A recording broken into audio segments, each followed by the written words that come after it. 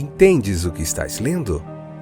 O podcast que te leva através das páginas da Bíblia. Livro por livro. Capítulo por capítulo.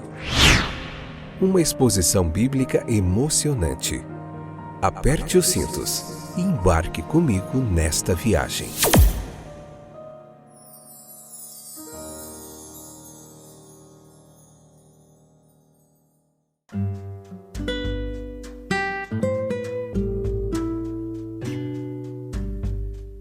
Olá, estamos de volta, eu sou o Fábio e esse é mais um episódio do podcast Entendes o que estás lendo, joia demais poder estar aqui novamente com vocês nessa rica oportunidade que o Senhor concede a mim, a você, a nós, de estar aqui meditando na preciosa palavra de Deus que a gente aprende tanto.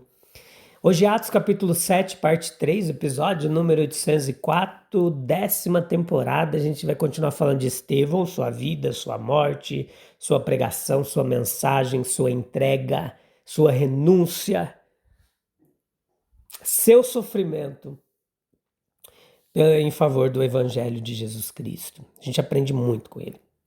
Então leia o texto bíblico e vem para cá. A gente faz uma pregação expositiva aqui, um estudo textual, capítulo por capítulo da Bíblia. Nós estamos em Atos dos Apóstolos, tem outros 9 livros da Bíblia aí disponíveis para você, capítulo por capítulo, a Torá, Gênesis, Êxodo, Levítico, Números e Deuteronômio. Temos os 4 evangelhos, Mateus, Marcos, Lucas e João. E estamos em Atos dos Apóstolos, que também é de Lucas, né? Lucas, o escritor aí do Evangelho, Atos do Espírito Santo, como alguns gostam de dizer, alguns comentaristas, e realmente é os Atos do Espírito Santo através dos apóstolos. E é isso, que bom que você voltou, que bom que você está aí. Você encontra em todos os distribuidores de podcasts, no YouTube, na Apple Podcasts, no Spotify, na Amazon Music, em muitos lugares. Você encontra esse trabalho aí no iVox, no One Republic.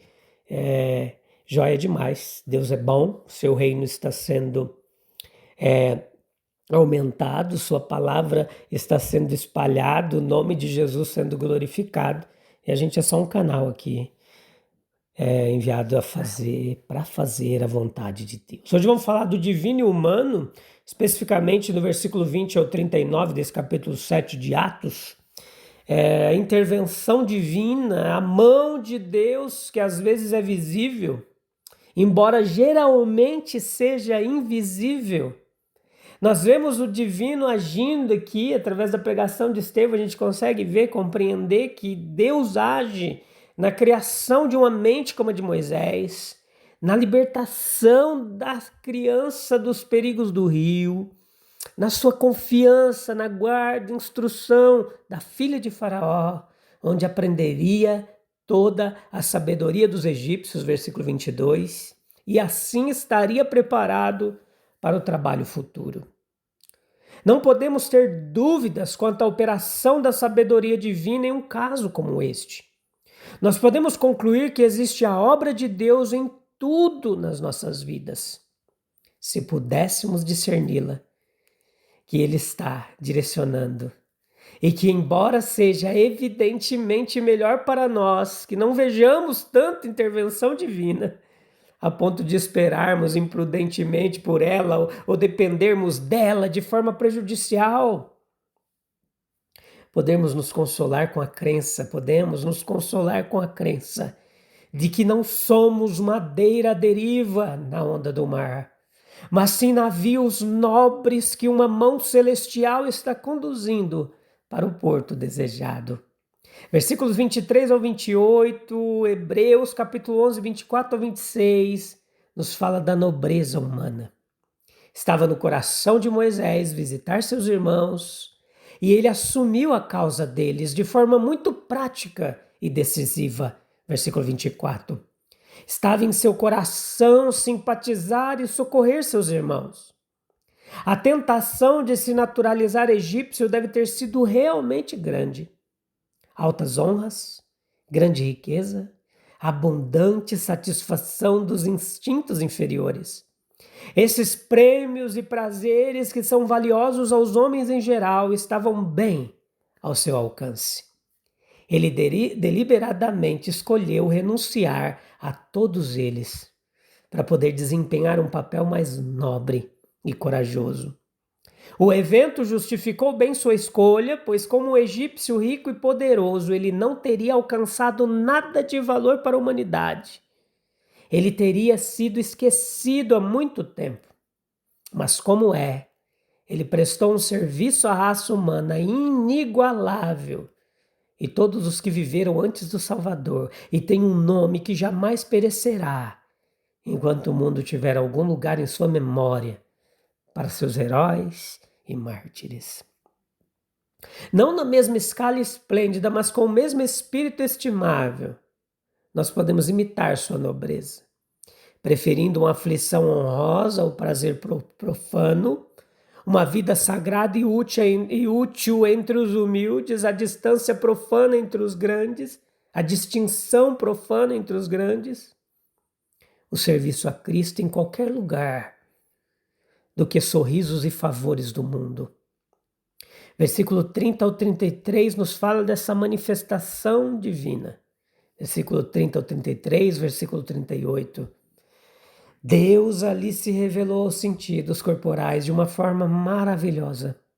De tal forma que Moisés sentiu que em um grau muito incomum estava próximo de seu Criador. Jesus Cristo agora se manifesta a nós de uma forma que não se manifesta ao mundo. Nos privilégios de sua casa e mesa, na inspiração e habitação do seu Espírito, nas maravilhas espirituais que ele opera nos corações e nas vidas dos homens com quem temos de lidar. E a compaixão divina, versículo 34, para os israelitas labutando e sofrendo, Deus deve ter parecido muito distante, deve ter-lhes parecido cego às suas misérias, surdo aos seus suspiros e gemidos, indiferente aos seus erros. Mas eles estavam enganados. Durante todo o tempo, ele os observava e tinha compaixão, e estava pronto para intervir no momento certo em seu favor. Quando o nosso coração desfalecido e desconfiado, parece que nosso divino Senhor está desatento, impassível, podemos ter certeza que ele vê, ele se compadece, e que ele está pronto para se manifestar, para manifestar sua força redentora em nosso favor quando chegar a hora da nossa libertação. Versículos 35 ao 39. A desaprovação humana. Se afirmássemos que os melhores e mais nobres homens que prestaram o serviço mais notável e esplêndido à nossa raça certamente seriam apreciados de acordo com a altura de sua virtude e o valor de sua ajuda, iríamos contra a história humana.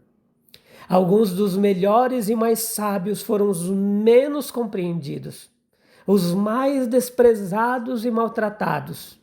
Moisés, um dos maiores, alcançando os 3 primeiros, o mais eminente em privilégio, caráter e realização, foi alguém a quem eles rejeitaram. Versículo 35. A quem nossos pais não quiseram obedecer, versículo 39. Nós podemos trabalhar, esperando ser apreciados e honrados pelos homens, aceitando com alegria e gratidão a estima e o amor que nos concedem, mas não devemos basear isso como uma recompensa certa por nosso esforço. Nós devemos estar preparados para viver sem ela, para podermos dizer: continuarei trabalhando, embora quanto mais abundantemente eu ame, menos sou amado. A nossa verdadeira recompensa está no sorriso do Salvador, na aprovação do nosso próprio coração, 1 João 3,21, na consciência de que estamos servindo a nossa geração, na bênção que aguarda os fiéis na terra prometida. Versículo 37, a semelhança humana com o divino. O Cristo que viria seria semelhante ao servo fiel na casa de Deus, Hebreus 3,5. Assim como ele seria como um de nós devemos nos esforçar para ser semelhantes a ele. E podemos imitá-lo, respirar, seu Espírito, viver sua vida, realizar em nossa esfera a obra que Ele realizou na sua. Como Ele é, assim somos nós neste mundo. Assim como meu Pai me enviou, também eu vos envio. 23 ao 29, os versículos desse capítulo 7 de Atos nos mostram as marcas do reformador. A conversão não pretende de forma alguma criar novos poderes ou substituir novas qualidades que você já tem, mas sim direcionar corretamente as condições que já são dádivas da natureza ou da criação. Direcioná-los para objetos corretos e dignos e preenchê-los com energia correta e digna.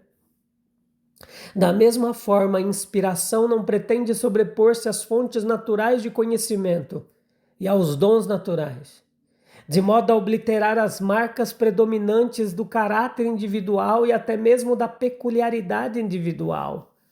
Assim, mais uma vez, o que frequentemente chamamos de providências especiais também não pretende fazer com que as forças do caráter inato se escondam e as substituam por algo artificial e, em certo sentido, até superficial. É de fato duvidoso, meus queridos, que a gente tenha uma frase muito feliz nessa expressão providência especial. Talvez queiramos dizer que a providência ocasionalmente nos impressione mais porque faz o que é inesperado ou que nos parece especialmente notável por uma razão ou por outra. Em qualquer outro sentido, certamente houve um tempo em que a providência mais especial poderia ter parecido ser encontrada no fato de que nem um pardal cai no chão sem a percepção de Deus, ou no fato de que todos os cabelos da nossa cabeça estão contados por Deus.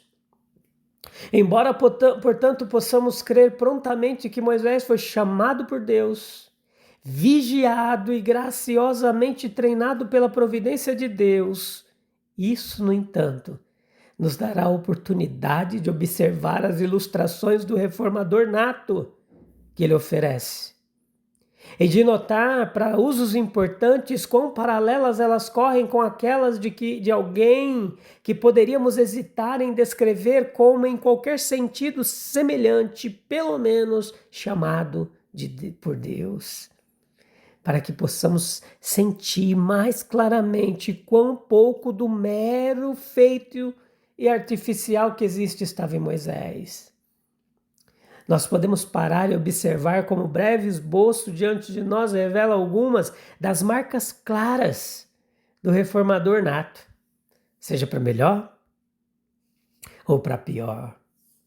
Chega um momento carregado de um forte impulso para encontrar um novo ponto de partida para a vida e qualquer que seja o seu significado principal. O impulso vem. Ele entrou em seu coração, ele vem e vem muito mais como uma questão de sentimento de seu coração, tão certamente quanto para dentro dele. Apresenta-se sob uma aparência relativamente despretensiosa. Moisés é impelido a visitar seus irmãos, os filhos de Israel, e para ele estar longe dos olhos não é estar longe do coração. Ele não despreza, esquece ou ignora, tanto quanto possível, os parentes pobres. Seu coração está voltado para eles e talvez naquele momento, consciente de nada mais, ele os visitará e se juntará a eles. O impulso, ele é de uma força incomum. Ele pediu a decisão de uma questão moral dele. E recusando-se a ser chamado do que não era, Hebreus 11:24, ele rapidamente resolveu isso. Ele encontrou a adoção de muita aflição e uma parcela de sofrimento em lugar de orgulho, riqueza, luxo, poder. Hebreus 11:25. E a escolha foi feita sem hesitação. Ela pedia força, perspicácia de uma visão espiritual. E aquela visão distante que não pode apenas ver longe, mas que encontrará uma mão para alcançar através do tempo, para capturar o interesse distante das lágrimas. Aquela genuína recompensa da recompensa. Hebreus 11, 26. Por fim, ele ousa enfrentar a ira de um rei adotivo, um déspota, cuja vontade, cujo capricho, cuja paixão, cuja crueldade não se deteriam diante de nada que contrariasse seus propósitos, mas eles não temeram. Hebreus 11, 27. Pois ele perseverou como se visse o Rei eterno, imortal e invisível. Todas essas coisas ajudam a falar de uma realidade e de uma força no impulso que prometem bem fazer do profeta o mestre do homem. E que se encaixará na teoria de um reformador nato. O chamado divino ao homem é sempre para servir aos que sofrem. Todo sofrimento humano tem um eco no coração de Deus. Ele é o Deus de toda compaixão. Ele não é meramente amor, mas amor como vontade ativa. Ele está determinado a salvar. O homem chamado é um homem enviado. Ele tem uma missão. E é sempre uma missão para os humildes e mansos. Assim tem sido com todos os grandes profetas e, sobretudo, com Cristo. Eu te envio ao Egito. Onde está o Egito para o qual foi enviado e onde deve estar a realização do meu chamado de vida? Pode perguntar o cristão. John Howard encontrou seu Egito nas prisões da Europa, trilhou um caminho aberto, mas pouco frequentado, para a imortalidade. O nosso Egito pode estar próximo. Onde quer que vejamos um costume obsoleto, um hábito corrupto de pensamento, uma ignorância de qualquer tipo, um mal lançado sobre a imaginação ou um vício tiranizando a vontade dos outros, há uma casa de escravidão.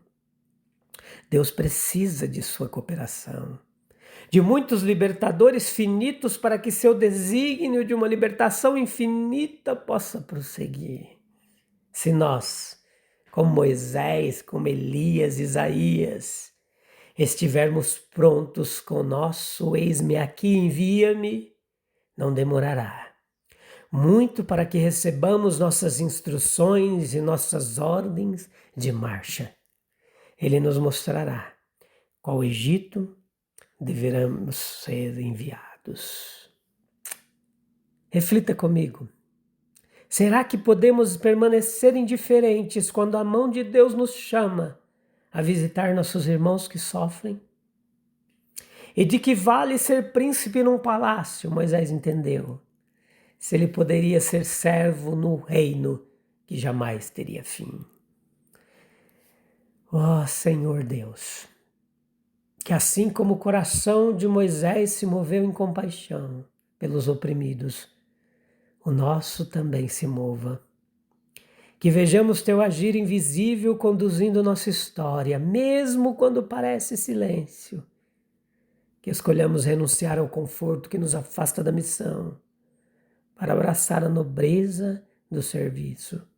Que sejamos enviados como ele, como tantos antes de nós. E que possamos dizer com coragem, eis-me aqui, envia-me a mim. Em nome de Jesus. Amém, amém e amém. Até o próximo episódio. A gente volta para continuar meditando em Estevão, esse capítulo 7. Vai ficar um pouquinho mais prolongado de episódios. Deus é bom. Ele continua sendo bom. Sua bondade é infinita. Um abraço, Deus abençoe. Até breve. Tchau, tchau.